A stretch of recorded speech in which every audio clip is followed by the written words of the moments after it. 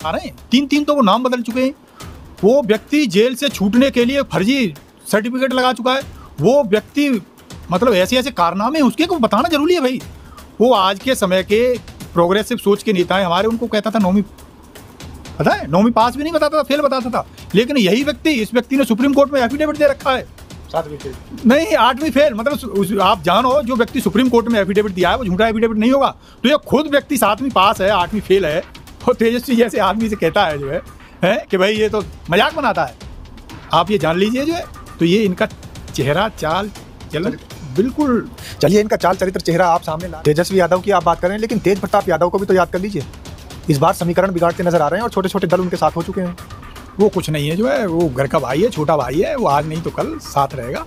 ये तो कुछ लोग हवा देने की कोशिश कर रहे हैं उसे जो है। कुछ लोग नहीं, उन्होंने तो खुद कसम खाई है कि मैं वापस जाऊंगा ही नहीं कभी राजद में। वो कोई दिक्कत नहीं उनकी, तो वो कभी कह गए होंगे किसी उसमें जो है बहकावे में आके, लेकिन वो अंततः जो है जल को और कुल को मिलने में देर नहीं लगती। आप ये जान लीजिए, कुल और जल मतलब कम मिल जाएंगे, आपको पता ही नहीं लगेगा। ऐसे मिल जाएंगे एक दूसरे में, ऐसे विलीन हो जाएंगे कि आप उनमें अंतर ही नहीं कर सकते। तो वो ये तो परिवार का मामला है। लालू जी हैं अभी, जिस दिन कह देंगे उनकी क्या मजाल है जो पिताजी की बात न माने। जय हिंद, सत श्री अकाल, आदाब। मेरा नाम है शादाब। यूँ तो देश में कई मुद्दे अहम चल रहे हैं, लेकिन राजनीतिक मुद्दों की अगर बात करें तो राजनीतिक मुद्दों में बिहार का चुनाव सबसे ज़्यादा ऊपर है। तो आखिर बिहार का चुनाव किस ओर जा रहा है, बिहार का सियासी ऊँट किस करवट बैठता है, इन सारे विषयों पर चर्चा करने के लिए हमारे साथ कांग्रेस के वरिष्ठ नेता सुमति यादव मौजूद हैं। बहुत बहुत स्वागत है सर आपका। जी धन्यवाद। बिहार चुनाव बड़ा अहम देखा जा रहा है और बिहार चुनाव में जो लोग देख रहे हैं, जो राजनीतिक विशेषज्ञ हैं, वो ये कह रहे हैं कि कहीं ना कहीं कांग्रेस डाउन होती नज़र आ रही है।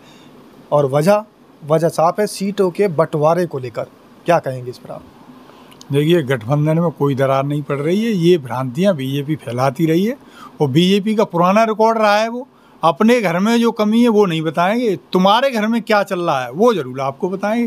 तो ये तो बीजेपी वाले जानबूझ के ये चोरी करते हुए, बिहार में वोट चोरी करते हुए रंगे हाथ पकड़े गए।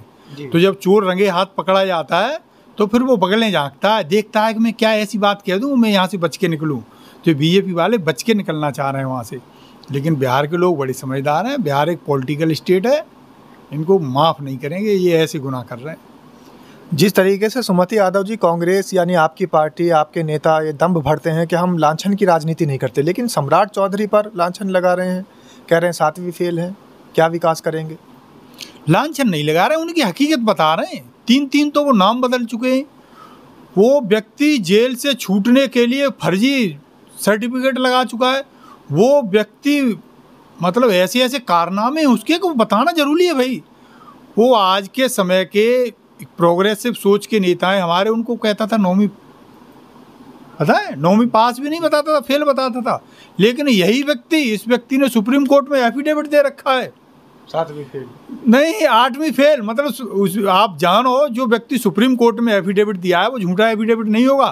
तो ये खुद व्यक्ति 7वीं पास है, 8वीं फेल है, और तेजस्वी जैसे आदमी से कहता है जो है कि भाई ये तो मजाक बनाता है। आप ये जान लीजिए जो है, तो ये इनका चेहरा चाल चलन बिल्कुल। चलिए, इनका चाल चरित्र चेहरा आप सामने ला रहे हैं। कांग्रेस पार्टी लगातार प्रयास कर रही है, लेकिन कांग्रेस तो खुद फंसी हुई नजर आ रही है। आखिर सीटों के बंटवारे को लेकर इतनी देरी क्यों? एनडीए ने तो सब कुछ क्लियर कर दिया, घोषित हो चुकी सीटें।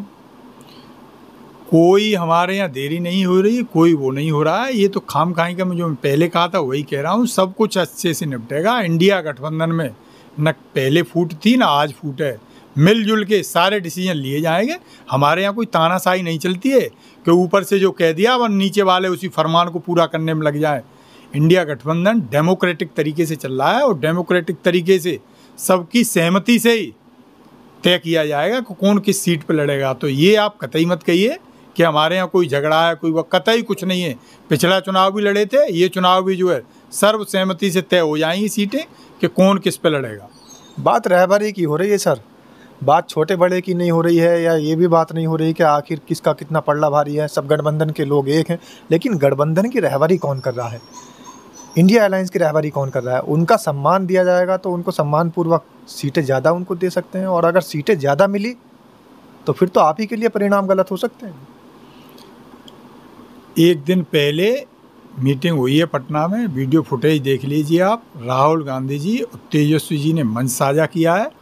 और अति पिछड़े वर्ग के लिए हमारा क्या रोड मैप है वो बताया है। जुमले नहीं फेंके हमने बीजेपी वालों की तरह, वो रिटर्न में दिया है, ये कहा ये हमारा संकल्प है, ये हम करेंगे। तो आप ये मान लीजिए कोई कहीं इसमें इफ एंड बट नहीं है।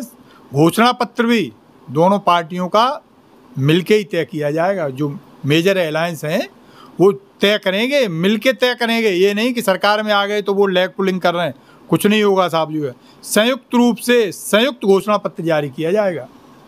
तेजस्वी यादव की आप बात कर रहे हैं, लेकिन तेज प्रताप यादव को भी तो याद कर लीजिए। इस बार समीकरण बिगाड़ते नजर आ रहे हैं और छोटे छोटे दल उनके साथ हो चुके हैं। वो कुछ नहीं है, जो है वो घर का भाई है, छोटा भाई है, वो आज नहीं तो कल साथ रहेगा।